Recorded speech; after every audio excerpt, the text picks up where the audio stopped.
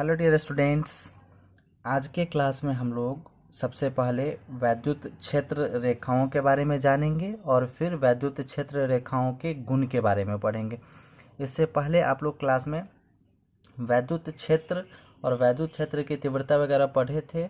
उसके बाद एक बिंदु आवेश के कारण वैद्युत क्षेत्र का मान हम लोग निकाले थे, जिसका वैल्यू आया था E=Q/4πε0r²। फिर उसके बाद हम लोग बहुल आवेशों के कारण वैद्युत क्षेत्र की तीव्रता देखे थे।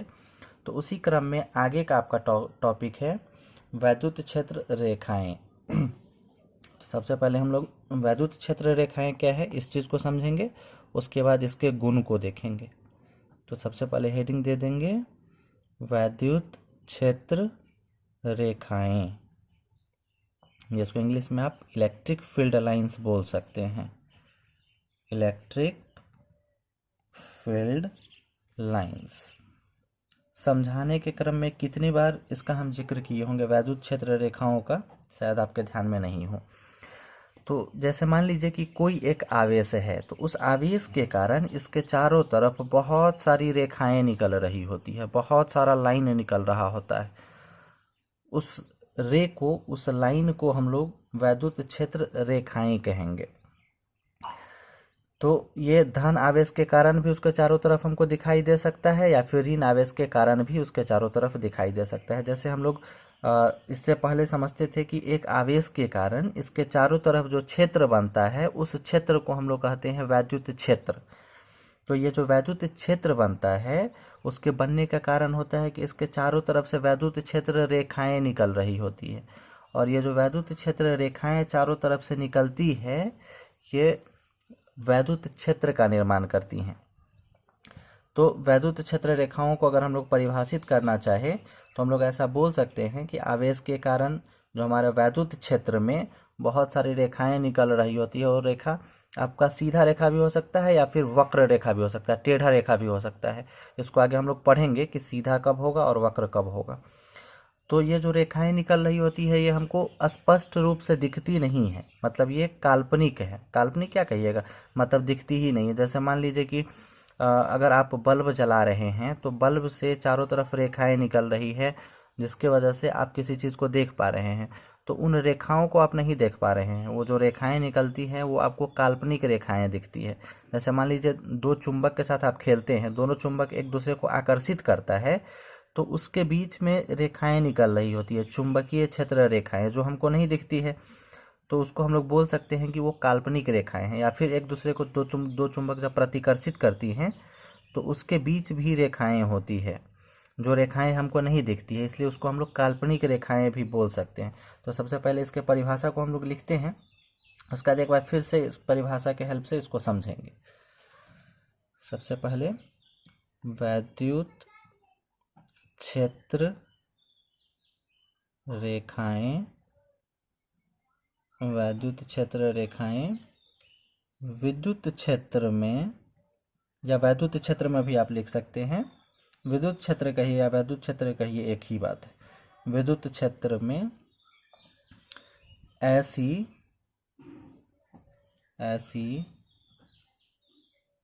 सीधी या वक्र, वक्र मतलब टेढ़ी मेढ़ी, है ना, सीधी या वक्र काल्पनिक रेखाएं होती हैं, काल्पनिक रेखाएं होती है कि किसी बिंदु पर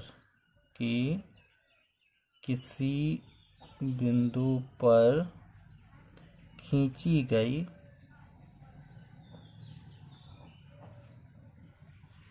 स्पर्श रेखा, स्पर्श रेखा आप लोग जान रहे होंगे, 9th 10th में पढ़े होंगे। स्पर्श रेखा उस बिंदु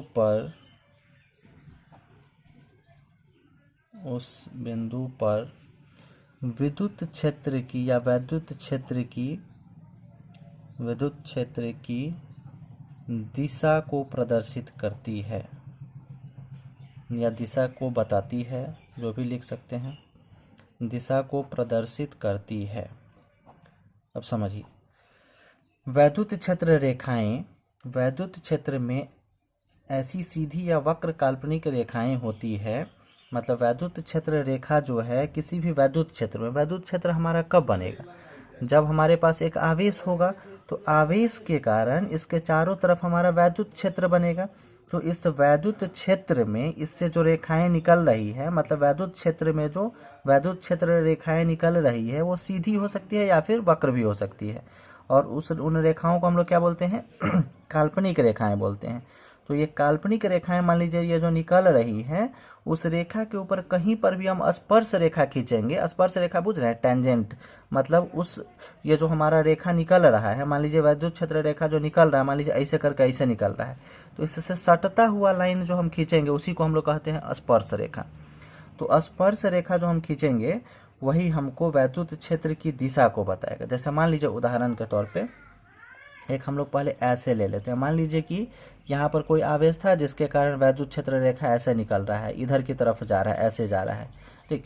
अब इसके किसी भी बिंदु पर, यहाँ पे यहाँ पे यहाँ पे यहाँ पे जहाँ पर भी आप वैद्युत क्षेत्र का दिशा जानना चाह रहे हैं वहाँ पर आप स्पर्श रेखा खींच देंगे।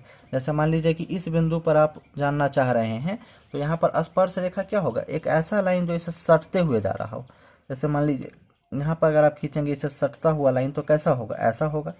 मतलब इस बिंदु पर वैद्युत क्षेत्र रेखा का दिशा किधर है, इधर की तरफ। ये हमारा वैद्युत क्षेत्र रेखा, ये जो टेढ़ा वाला ऐसे है, ये वैद्युत क्षेत्र रेखा है। मतलब यहाँ पर आवेश के कारण वैद्युत क्षेत्र उत्पन्न हुआ होगा, और वैद्युत क्षेत्र उत्पन्न क्यों होता है, क्योंकि इससे वैद्युत क्षेत्र रेखाएं निकलती है। तो ये वैद्युत क्षेत्र रेखा जो निकल रही है, इसके किसी बिंदु पर, मतलब मान लीजिए कि यहाँ पे वैद्युत क्षेत्र का दिशा हमारा किधर है, इधर की तरफ है ना। एक और मान लीजिए ले रहे हैं, इस बार मान लीजिए कि हमारा वैद्युत क्षेत्र रेखा का दिशा कुछ ऐसा है, इधर है, इधर की तरफ। इसमें किसी भी बिंदु पर, यहाँ पर यहाँ पर यहाँ पर यहाँ पर जहाँ पर भी आपको पता करना हो, उस बिंदु पर आप क्या करेंगे, एक स्पर्श रेखा खींच देंगे। जैसे मान लीजिए इस बिंदु पर आपको पता करना है यहाँ पर वैद्युत क्षेत्र तीव्रता या वैद्युत क्षेत्र की दिशा किधर है। यहाँ पर क्या करेंगे, आप इससे सटता हुआ एक लाइन खींचेंगे ऐसे बाहर की तरफ, और ये जो लाइन है हमारा, इधर तो हमारा आवेश होगा तो अंदर की तरफ नहीं खींचना है। आवेश के कारण हमारा चारों तरफ वैद्युत क्षेत्र इधर इधर इधर चारों तरफ वैद्युत क्षेत्र बन रहा होगा, तो वैद्युत क्षेत्र रेखा हमारा ऐसे है। तो इस बिंदु पर, जिस बिंदु पर भी हमको निकालना है कि यहाँ पर वैद्युत क्षेत्र का दिशा किधर है, इस पर हम लोग एक स्पर्श रेखा खींच दे रहे हैं, और ये हमारा बता रहा है कि वैद्युत क्षेत्र का दिशा यहाँ पर इस बिंदु पर इधर है। अगर मान लीजिए कि यहाँ पर देखते तो यहाँ पर क्या होता, यहाँ पर स्पर्श रेखा हम लोग ऐसे खींचते, मतलब वैद्युत क्षेत्र का दिशा यहाँ पर किधर होता, इस दिशा में। अगर यहाँ पर देखते तो क्या होता, यहाँ पर वैद्युत क्षेत्र का दिशा हमारा इधर होता। उम्मीद है आप लोग इस चीज़ को समझ रहे हैं। तो वैद्युत क्षेत्र रेखाएं क्या है कि एक आवेश के कारण उसके चारों तरफ जो हमारा वैद्युत क्षेत्र बनता है, उस वैद्युत क्षेत्र में हमारा सीधा रेखा या वक्र रेखा निकल सकता है। ये जो सीधा या वक्र काल्पनिक रेखा है उसी को हम लोग वैद्युत क्षेत्र रेखा कहेंगे। और वैद्युत क्षेत्र रेखा पे किसी भी बिंदु पर अगर हम लोग स्पर्श रेखा खींच दे तो वो हमको वैद्युत क्षेत्र का दिशा बताता है कि उसी जिस दिशा में हम लोग स्पर्श रेखा खींच रहे हैं वही वैद्युत क्षेत्र का दिशा है। अब इसके बाद हम लोग वैद्युत क्षेत्र रेखाओं के गुण को देखेंगे। वैद्युत क्षेत्र रेखाओं का जो गुण है ये काफ़ी इम्पोर्टेंट है। आपके 12th के एग्ज़ाम में 2 मार्क्स में कभी कभी पूछेगा कि वैद्युत क्षेत्र रेखाओं के 2 गुण को लिखिए, या फिर 4 गुण को भी कभी कभी पूछ देता है 4 गुण को लिखिए, या फिर वैद्युत क्षेत्र रेखा का जो गुण है उससे रिलेटेड बात आपको ऑब्जेक्टिव में पूछेगा। तो गुण को याद रखना बहुत ज़रूरी है, उसके हेल्प से आपको ऑब्जेक्टिव में बहुत फ़ायदा मिलेगा। 5-6 को 7 को गुण रहेगा जिसको ध्यान में रखिएगा। तो सबसे पहले हेडिंग दे दीजिए, वैद्युत क्षेत्र रेखाओं के गुण। वैद्युत क्षेत्र रेखाओं के गुण। इंग्लिश अगर आप इसका लिखना चाहें तो लिख सकते हैं, properties of electric field line. Properties of electric field lines. ठीक, वैद्युत क्षेत्र रेखाओं के गुण, जिसमें पहला गुण सबसे इम्पोर्टेंट, आसान, वैसे गुण सारा आसान है, आप आसानी से समझ के इसको बिना याद किए हुए ध्यान में रख सकते हैं। सबसे पहला गुण है, आवेश हमारे पास 2 प्रकार का होता है, एक धन आवेश और एक ऋण आवेश। तो दोनों आवेश के कारण इसके चारों तरफ वैद्युत क्षेत्र रेखाएं उत्पन्न होंगी। तो सबसे पहला गुण हम लोग लेंगे कि धन आवेश के कारण वैद्युत क्षेत्र रेखाएं सदैव बाहर की ओर होती है। वैद्युत जो हमारा धन आवेश है, इसके कारण जो वैद्युत क्षेत्र रेखा निकलेगा उसका दिशा हमेशा बाहर की तरफ रहेगा, बाहर की तरफ, बाहर की तरफ। जबकि ऋण आवेश के कारण वैद्युत क्षेत्र रेखा का दिशा हमेशा अंदर की तरफ रहेगा, अंदर की तरफ, है ना। तो सबसे पहला गुण है, आप चाहे तो मेरे साथ भी लिख सकते हैं, नहीं तो अभी समझिए और फिर बाद में स्क्रीनशॉट हम दिलवा देंगे, स्क्रीनशॉट लेकर फिर उसको आप नोट कर लीजिएगा। तो पहला गुण है, धन आवेश के कारण, धन आवेश के कारण वैद्युत क्षेत्र रेखाएं, वैद्युत क्षेत्र रेखाएं बाहर की तरफ होती है, बाहर की तरफ होती है। जबकि ऋण आवेश के कारण, जबकि ऋण आवेश के कारण वैद्युत क्षेत्र रेखाओं की दिशा, वैद्युत क्षेत्र रेखाओं की दिशा अंदर की तरफ होती है, अंदर की तरफ होती है। इस बात को फिगर से समझिए। जो हमारा धन आवेश है, मान लीजिए कि धन आवेश है, तो धन आवेश के कारण जो वैद्युत क्षेत्र रेखा है वो किधर होती है, बाहर की तरफ, मतलब ऐसे बाहर की तरफ, बाहर की तरफ, बाहर की तरफ। इससे वैद्युत क्षेत्र रेखा बाहर की तरफ निकल रही हैं, बाहर की तरफ निकल रही हैं, बाहर की तरफ, बाहर की तरफ, बाहर की तरफ, समझ रहे हैं। धन आवेश के कारण वैद्युत क्षेत्र रेखा किधर निकल रही है, बाहर की तरफ। और ऋण आवेश के कारण वैद्युत क्षेत्र रेखा किधर जा रही है, अंदर की तरफ। ऋण आवेश के कारण वैद्युत क्षेत्र रेखाएं किधर जा रही हैं, अंदर की तरफ। बहुत ही सिंपल बात है, इसको आप आसानी से ध्यान में रख सकते हैं कि धन आवेश के कारण वैद्युत क्षेत्र रेखाएं किधर जाती हैं, बाहर की तरफ, और ऋण आवेश के कारण वैद्युत क्षेत्र रेखाएं किधर जाती हैं, अंदर की तरफ। और यही रेखाएं जो चारों तरफ इस तरह से फैली हुई है, यही वैद्युत क्षेत्र का निर्माण करती है। हम लोग बोलते हैं ना कि आवेश के कारण उसके चारों तरफ जो क्षेत्र बनता है उसको हम लोग वैद्युत क्षेत्र कहते हैं। तो क्षेत्र किसके कारण बन रही है, जो रेखाएं निकल रही हैं और इसमें जो रेखाएं आ रही हैं, आपके मन में आ रहा होगा कि ये ऋण आवेश और रेखाएं कहाँ से आ रही हैं, तो ये अनंत से आ रही है। ये जो रेखाएं हैं अनंत से आ रही हैं, जिसके कारण इसके चारों तरफ यहाँ पे हमारा वैद्युत क्षेत्र का निर्माण हो रहा है, और इसे जो निकल रही है इसके कारण भी वैद्युत क्षेत्र का निर्माण हो रहा है। ये भी यहाँ पर ख़त्म नहीं, यहाँ पर ये अनंत तक चला जा रहा है ना। तो यहाँ भी वैद्युत क्षेत्र का निर्माण वैद्युत क्षेत्र रेखाओं के कारण हो रहा है। धन आवेश में वैद्युत क्षेत्र रेखाएं बाहर की तरफ निकलेंगी और ऋण आवेश में वैद्युत क्षेत्र रेखाएं अंदर की तरफ आएंगी। ये पहला गुण हो गया।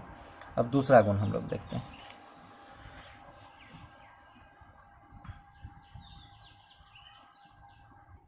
दूसरा गुण है कि वैद्युत क्षेत्र रेखाएं कभी भी किसी कंडक्टर के सतह को प्रतिच्छेदित नहीं करती है, मतलब किसी सुचालक के सतह को प्रतिच्छेदित नहीं करती है। जैसे मान लीजिए, इसी फिगर से हम लोग उसको भी समझ सकते हैं। जैसे मान लीजिए कि ये एक सुचालक है, ये एक कंडक्टर है, कोई मेटल है, कोई धातु है, ठीक। तो इस पर हमारा आवेश होगा, तो इस आवेश के कारण जो वैद्युत क्षेत्र रेखाएं हैं, ये वैद्युत क्षेत्र रेखाएं इसके सतह से निकलेंगी, समझ रहे हैं। मतलब ऐसा कभी नहीं होगा कि ये वैद्युत क्षेत्र रेखाएं, ये जो हमारा कंडक्टर है इसके अंदर से निकलेंगी, या फिर ये वैद्युत क्षेत्र रेखाएं, ऐसा कभी नहीं होगा कि ऐसे आ रही हैं और इसको प्रतिच्छेदित करती हुई इसके अंदर चली जाएगी। ये अंदर दिख रहा है ना, गलत है, मतलब सतह पर ही रह जाएगा। मतलब वैद्युत क्षेत्र रेखा जो है कभी भी प्रतिच्छेदित करते हुए अंदर नहीं जाएगा किसी भी मेटल का। मान लीजिए किसी धातु पर ऋणात्मक आवेश है, तो इस ऋण आवेश के कारण वैद्युत क्षेत्र रेखा ऐसा कभी नहीं होगा कि इसको प्रतिच्छेदित करते हुए अंदर चला जाएगा, मतलब इसका सतह पर ही खत्म हो जाएगा, है ना। तो इसको दूसरा गुण के रूप में हम लोग लिख सकते हैं, वैद्युत क्षेत्र रेखाएं, वैद्युत क्षेत्र रेखाएं कभी भी धातु की सतह को, कभी भी धातु की सतह को प्रतिच्छेदित नहीं करती है, प्रतिच्छेदित नहीं करती है। दूसरा गुण हो गया। कि विद्युत क्षेत्र रेखा कभी भी धातु के सतह को प्रतिच्छेदित नहीं करेगा। अब तीसरा गुण भी हम लोग इसी फिगर के सहायता से समझ सकते हैं। अब ये जो वैद्युत क्षेत्र रेखाएं धन आवेश में क्या हो रही है, शुरू हो रही है, और ऋण आवेश में वैद्युत क्षेत्र रेखाएं खत्म हो रही है। मतलब सतह पे क्या हो रहा है, बाहर से आ रहा है और यहाँ के सतह पर खत्म हो जा रहा है। और यहाँ पर धन आवेश में क्या हो रहा है, सतह से शुरू हो रहा है। तो तीसरा गुण है कि वैद्युत क्षेत्र रेखाएं सतह से ही शुरू होंगी और सतह पर ही खत्म होंगी। ऐसा कभी नहीं होगा कि प्रतिच्छेदित करके अंदर चली जाएंगी। सतह से शुरू हो रही है वैद्युत क्षेत्र रेखाएं और सतह पर ही खत्म हो रही है। फिर ये जो शुरू हो रही है तो कैसे शुरू होंगी, यहाँ पर इस सतह के साथ 90 डिग्री का कोण बनाते हुए, यहाँ पर 90 डिग्री का एंगल बनाते हुए शुरू होंगी, यहाँ पर 90 डिग्री का एंगल बनाते हुए शुरू होंगी। देखिए जो तिरछा भी अगर दिखेगा ना तो थोड़ा दूर के लिए ये 90 डिग्री का कोण बनाते हुए निकलेगा और फिर बाद में ऐसे घूम सकता है, तिरछा हो सकता है, समझ रहे हैं। लेकिन जो निकलेगा या फिर जो ख़त्म होगा वो 90 डिग्री का कोण बनाते हुए, शुरू में थोड़ा सा 90 डिग्री का कोण बनाएगा और बाद में ऐसे घूम जाए, ऐसे घूम जाए, कैसे भी घूम जाए, उससे कोई मतलब नहीं है। लेकिन शुरू या ख़त्म कैसे होगा, 90 डिग्री का एंगल बनाते हुए, 90 डिग्री का कोण बनाते हुए। तो वैद्युत क्षेत्र रेखा का दूसरा गुण क्या हो गया, तो वैद्युत क्षेत्र रेखाएं हमेशा शुरू होंगी या खत्म होंगी 90 डिग्री का कोण बनाते हुए उस धातु की सतह से। क्या, तो तीसरा गुण को हम लोग लिखते हैं। उम्मीद है आप लोग समझ रहे हैं तीसरा गुण। तीसरा गुण क्या है कि वैद्युत क्षेत्र रेखाएं या तो शुरू होंगी या तो खत्म होंगी सतह से। जो धातु की सतह है उसके साथ 90 डिग्री का कोण बनाते हुए, 90 डिग्री का कोण बनाते हुए इसके सतह से शुरू होंगी या 90 डिग्री का कोण बनाते हुए इसके सतह पर खत्म होंगी। अब चलिए इसी चीज़ को हम लोग लिखते हैं तीसरा गुण के बारे में। तीसरा गुण,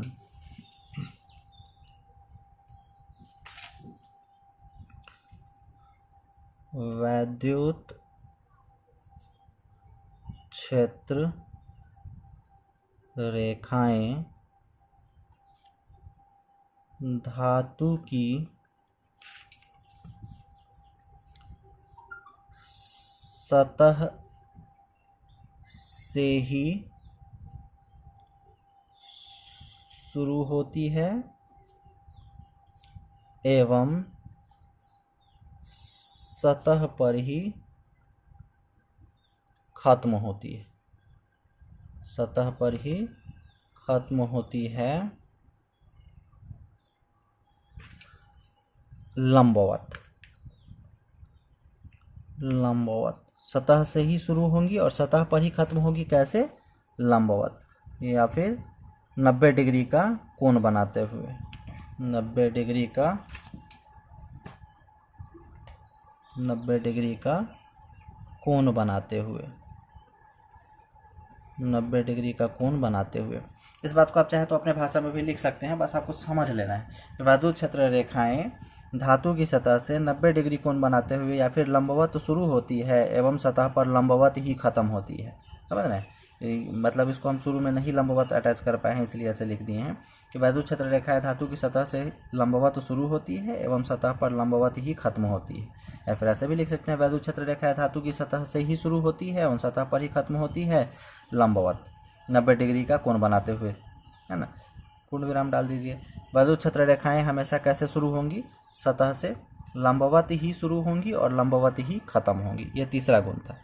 अब चौथा गुण आसान ही है, अगर आप चाहे तो आसानी से इसको ध्यान में रख सकते हैं। चौथा गुण है कि वैद्युत क्षेत्र रेखाएं हमेशा धन आवेश से शुरू होंगी और ऋण आवेश पे खत्म होंगी।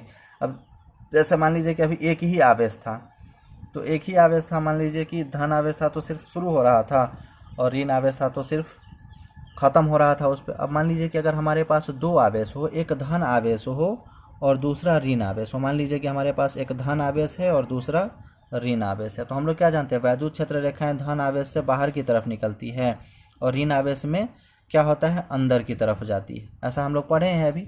तो ये जो धन आवेश, अगर दो आवेश हम लोग एक साथ लेंगे, धन और ऋण, तो धन आवेश से वैद्युत क्षेत्र रेखाएं निकलेंगी और ऋण आवेश में अंदर की तरफ ऐसे जाएंगी। धन आवेश से वैद्युत क्षेत्र रेखा निकलेंगी और ऋण आवेश में अंदर की तरफ जाएंगी, ऐसे। धन आवेश से वैद्युत क्षेत्र रेखाएं निकलेंगी और ऋण आवेश में अंदर की तरफ जाएंगी। धन आवेश से वैद्युत क्षेत्र रेखाएं निकलेंगी और ऋण आवेश में अंदर की तरफ जाएंगी। इसी तरह से धन आवेश से वैद्युत क्षेत्र रेखाएं निकलेंगी और ऋण आवेश में अंदर की तरफ जाएंगी।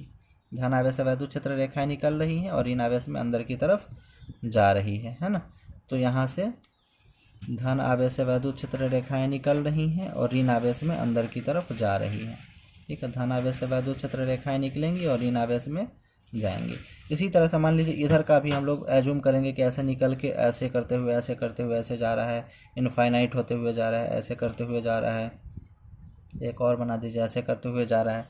तो वैद्युत क्षेत्र रेखाएं हमेशा धन आवेश से बाहर की तरफ निकलेंगी और ऋण आवेश में अंदर की तरफ जाएंगी। धन आवेश से वैद्युत क्षेत्र रेखाएं निकल रही हैं और ऋण आवेश में अंदर की तरफ जा रही है वैद्युत क्षेत्र रेखाएं। इसका ये फोर्थ गुण हो गया कि वैद्युत क्षेत्र रेखाएं क्या होती हैं, धन आवेश से निकलती है और ऋण आवेश में अंदर की तरफ जाती है। बस यही गुण है, इस गुण को लिख देंगे और यह फिगर बना देंगे। फिगर बनाना जरूरी है यहाँ पे।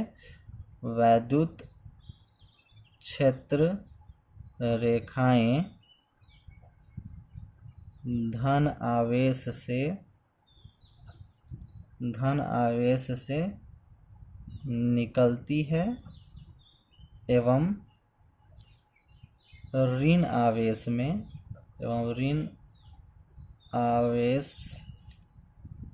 में जाती है। मतलब जो हमारा धन आवेशित यहाँ पे धातु रहेगा उसे वैद्युत क्षेत्र रेखाएं निकलेंगी और जो ऋण आवेशित धातु रहेगा उसमें वैद्युत क्षेत्र रेखाएं जाएंगी। मतलब धन आवेश से वैद्युत क्षेत्र रेखा निकल रहा है और ऋण आवेश से वैद्युत क्षेत्र रेखा जा रहा है। अब पांचवा गुण, मान लीजिए कि अगर दोनों एक समान आवेश हो, दोनों या तो धन आवेश हो या फिर दोनों ऋण आवेश हो, ऐसा भी हो सकता है। यहाँ पर एक धन था एक ऋण था तब ऐसा हो रहा था। तो मान लीजिए कि दोनों धन आवेश है या फिर दोनों ऋण आवेश है, तो क्या होगा। धन आवेश में क्या होता है, वैद्युत क्षेत्र रेखा सिर्फ बाहर की तरफ निकलती है और ऋण आवेश में क्या होता है, सिर्फ अंदर की तरफ जाती है। तो पहले इसके फिगर को हम लोग समझते हैं। मान लीजिए कि पहले दोनों धन आवेश है, ऋण भी ले सकते हैं, कोई दिक्कत नहीं, ऋण को समझा देंगे, उसका फिगर नहीं बनाएंगे। तो बुक वगैरह में भी नहीं बनाया होता है, मेनली धन ही है हमारा। तो धन आवेश से वैद्युत क्षेत्र रेखा ऐसे बाहर की तरफ निकल रही है, ऐसे निकली, इससे भी ऐसे निकली बाहर की तरफ।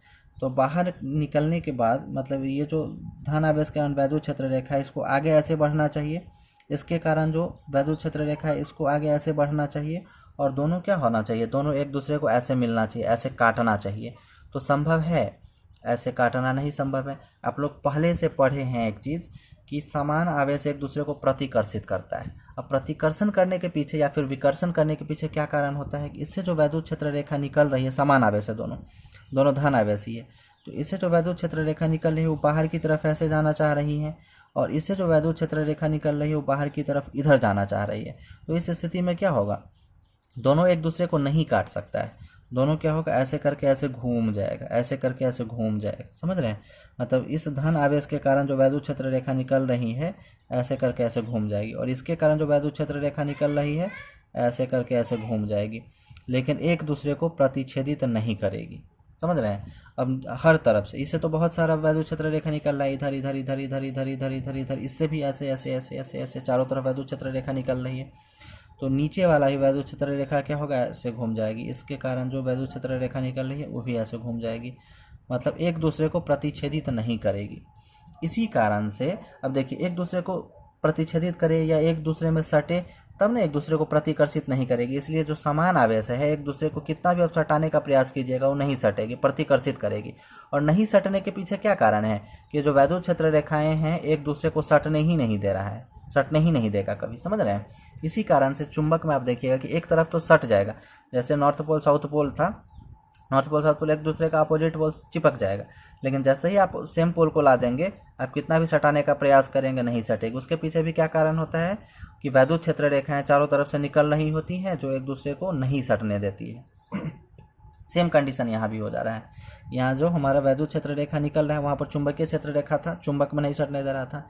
यहाँ पर वैद्युत क्षेत्र रेखाएं हैं जो इस तरह से हैं, बहुत सारी वैद्युत क्षेत्र रेखाएं हैं। जितनी भी वैद्युत क्षेत्र रेखाएं होंगी सारी की सारी वैद्युत क्षेत्र रेखाएं इस तरह से मुड़ जाएंगी, सारी की सारी वैद्युत क्षेत्र रेखाएं इस तरह से मुड़ी हुई होंगी, इस तरह से मुड़ जाएगी। चूँकि धन आवेश है तो वैद्युत क्षेत्र रेखा का दिशा क्या किधर होगा, हमेशा बाहर की तरफ होगा, है ना, इस तरह से हमेशा बाहर की तरफ होगा, हमेशा बाहर की तरफ होगा, हमेशा बाहर की तरफ। वैद्युत क्षेत्र रेखा हमेशा बाहर की तरफ, है ना। तो इस तरह से वैद्युत क्षेत्र रेखा इस धन आवेश का सारा इधर मुड़ जाएगा और इस धन आवेश का क्या होगा, ऐसे मुड़ जाएगा।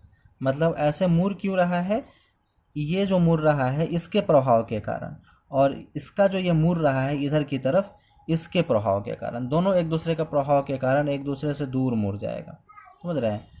वैद्युत छत्र रेखाएं अगर समान आवेश से निकले तो एक दूसरे को कभी भी प्रतिच्छेदित नहीं करती है, बल्कि क्या होती है, घूम जाती है, बल्कि घूम जाती है। अब मान लीजिए कि यहीं पे इस तरह से हमारा फिगर बन जाएगा कि इसका धन आवेश इसके धन आवेश के कारण जो वैद्युत क्षेत्र उत्पन्न होगा इसके वैद्युत क्षेत्र रेखाओं को इधर मोड़ देगा, और इसके कारण जो वैद्युत क्षेत्र उत्पन्न होगा इसके वैद्युत क्षेत्र रेखाओं को इधर की तरफ मोड़ देगा। समझ रहे हैं। ऐसे क्या होता है, ये लाइन ऐसे नहीं जा रहा होता, ये ऐसे जाता, और इसका ये वाला जो लाइन है ऐसे नहीं मोड़ता, ये ऐसे जाता, दोनों क्या होता है आगे जाके एक दूसरे को काट देता। समझ रहे हैं। नीचे वाला लाइन इसको मान लीजिए, ये ऐसे नहीं मोड़ता और ये भी ऐसे नहीं मोड़ता, दोनों क्या होता आगे की तरफ आता और आगे एक दूसरे को ऐसे काट देता, लेकिन काटना संभव नहीं है। तो इसके प्रभाव से ये मुड़ जा रहा है और इसके प्रभाव से ये मुड़ जा रहा है, दोनों मुड़ जा रहा है। ठीक। तो यदि समान आवेश हो तो वैद्युत क्षेत्र रेखाएं एक दूसरे को क्या करेंगी, प्रतिच्छेदित नहीं करेंगी। यही गुण है। गुण क्या है, वैद्युत क्षेत्र रेखाएं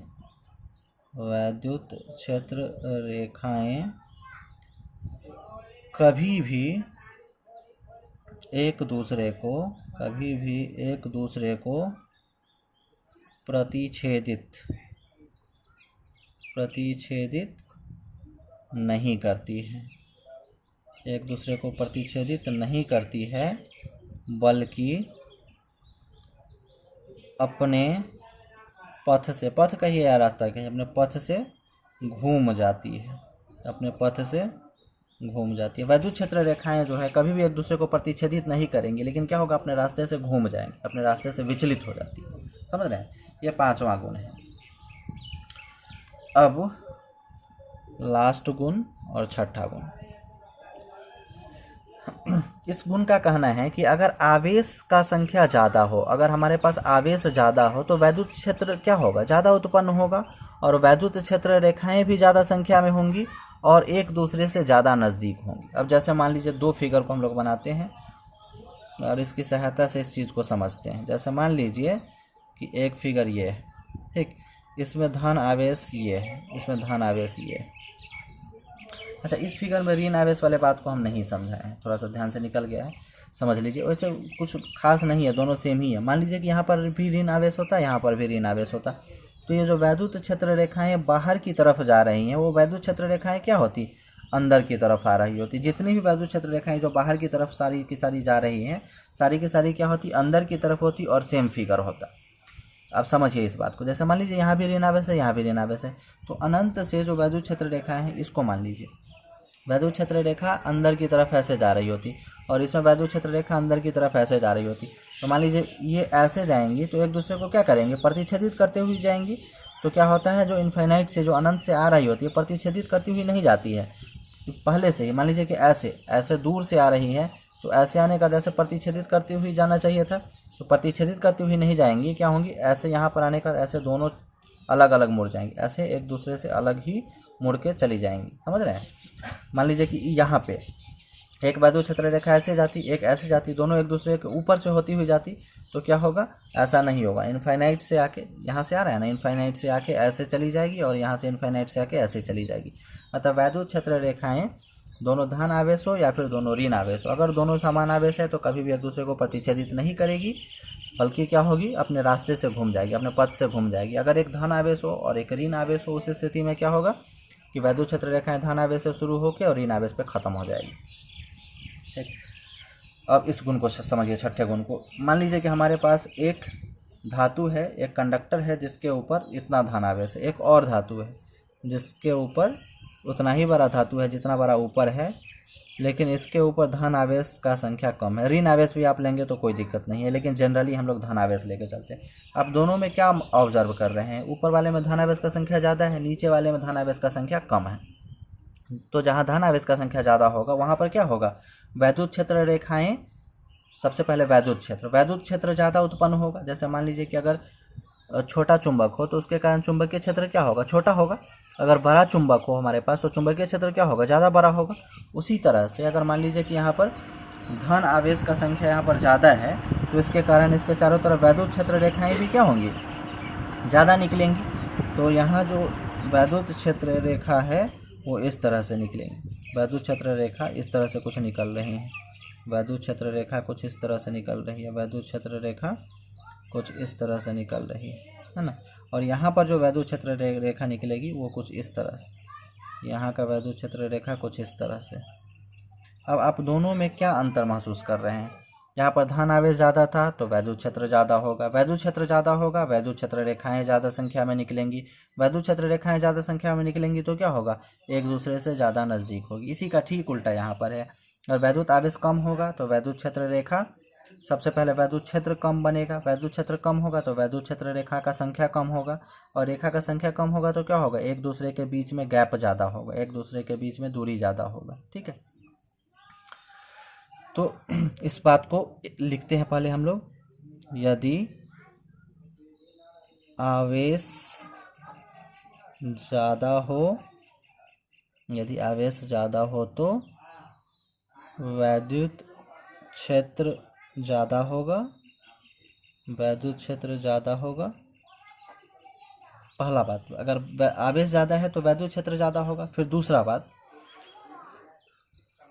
वैद्युत क्षेत्र रेखाएं, वैद्युत क्षेत्र रेखाएं ज़्यादा संख्या में होंगी, वैद्युत क्षेत्र रेखाएं ज़्यादा संख्या में होंगी। फिर तीसरी बात, पहला वैद्युत क्षेत्र ज़्यादा बनेगा, वैद्युत क्षेत्र रेखा ज़्यादा संख्या में होगा। और तीसरा बात कि वैद्युत क्षेत्र रेखा एक दूसरे से ज़्यादा नज़दीक होगा। वैद्युत क्षेत्र रेखाएं, वैद्युत क्षेत्र रेखाएं एक दूसरे के अधिक नज़दीक होंगी। अधिक लिखिए, ज़्यादा लिखिए, एक ही बात है, अधिक नज़दीक होंगी। इसी का ठीक उल्टा इसके बारे में लिखना है कि यदि आवेश कम हो तो वैद्युत क्षेत्र कम होगा, वैद्युत क्षेत्र रेखाएं कम संख्या में होंगी, वैद्युत क्षेत्र रेखाएं एक दूसरे से कम नज़दीक होंगी। अच्छा, यहाँ जो है वैद्युत क्षेत्र रेखा एक दूसरे के क्या है, कम नज़दीक है, अधिक हम उल्टा लिख दिए हैं, कम नज़दीक होंगी, है ना। वैद्युत क्षेत्र रेखा एक दूसरे के कम नज़दीक होंगी और यहाँ पे वैद्युत क्षेत्र रेखाएं अधिक नज़दीक होगी। मतलब इसी का ठीक उल्टा उल्टा लिखेंगे तो इसके बारे में आप लोग लिख देंगे। इसको हम नहीं लिख रहे हैं, इसको इसके बारे में आप लोग खुद से इसके नीचे लिख लीजिएगा, है ना। तो सबसे पहले जो लोग लिख रहे थे बहुत अच्छा, जो लोग नहीं लिख रहे थे वो भी बहुत अच्छा। क्या कीजिए कि बारी बारी से स्क्रीनशॉट ले लीजिए, पहले ऊपर से लेके यहाँ तक का, ऊपर से लेके यहाँ तक का स्क्रीनशॉट ले लीजिए फटक से।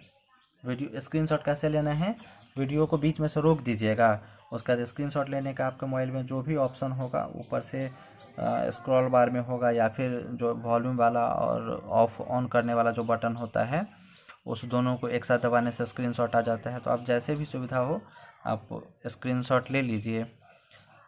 उम्मीद है आप लोग यहाँ तक स्क्रीनशॉट ले चुके हैं। फिर उसके बाद इसके नीचे वाले पोर्शन का स्क्रीनशॉट ले लीजिए,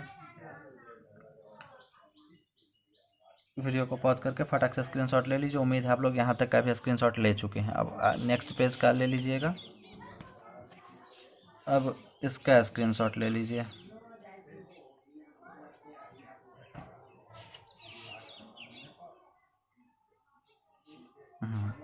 इसका स्क्रीनशॉट ले लीजिए। उम्मीद है आप लोग इसका भी स्क्रीनशॉट ले चुके हैं। अब थोड़ा सा नीचे की तरफ कर दे रहे हैं, इसका भी स्क्रीनशॉट ले लीजिए। वीडियो को पॉज करना है, फटाक से स्क्रीनशॉट ले लेना है, फिर उसका आराम से नोट कर लीजिएगा। उम्मीद है इसका भी आप स्क्रीनशॉट ले चुके हैं। अब लास्ट पेज का, अब इसका भी स्क्रीनशॉट ले लीजिए फटाक से। चलिए, उम्मीद है आप लोग स्क्रीनशॉट ले चुके हैं और उम्मीद है आप लोग समझे होंगे। जो भी क्लास में पढ़ रहे हैं उसको अच्छे से घर पे रिवाइज़ कीजिएगा और पीछे वाले टॉपिक को भी रिवाइज़ करते रहिएगा, ये ज़्यादा इम्पॉर्टेंट है। तो ये जो आप गुण देख रहे हैं इसमें से कभी कभी आपके 2 मार्क्स में पूछ सकता है कि 2 गुण को लिखिए, 4 गुण को लिखिए, या फिर ये जो गुण है इस गुण से संबंधित क्वेश्चन आपके ऑब्जेक्टिव में पूछ सकता है कि वैद्युत क्षेत्र रेखा जो है 90 डिग्री पर शुरू होगी, 180 डिग्री पर शुरू होगी, 360 डिग्री पर शुरू होगी, 0 डिग्री पर शुरू होगी, तो कितने डिग्री पर शुरू होगी। 90 डिग्री पर हमेशा हम लोग पढ़े हैं ना, वैद्युत क्षेत्र रेखाएं ऐसे ऐसे ये घुमा हुआ दिख रहा है, लेकिन शुरू में थोड़ा सा निकलेगा 90 डिग्री पर, बाद में घूम जाएगा। मतलब 90 डिग्री पर ही हमेशा शुरू होगा वैद्युत क्षेत्र रेखाएं, है ना। तो इन गुण, ये जो गुण आप पढ़े हैं इसको याद रखिएगा, काफ़ी इंपॉर्टेंट है। फिर मिलते हैं हम लोग नेक्स्ट क्लास में, तब तक आप लोग अपना ख्याल रखिएगा, अच्छे से रहिएगा, तब तक के लिए बाय बाय।